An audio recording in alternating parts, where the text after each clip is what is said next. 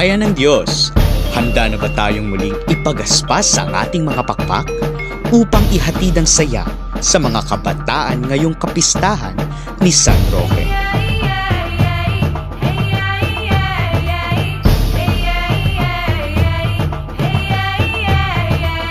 Muli nating bubuhayin ang yaman ng kultura at tradisyon nating mga Pilipino.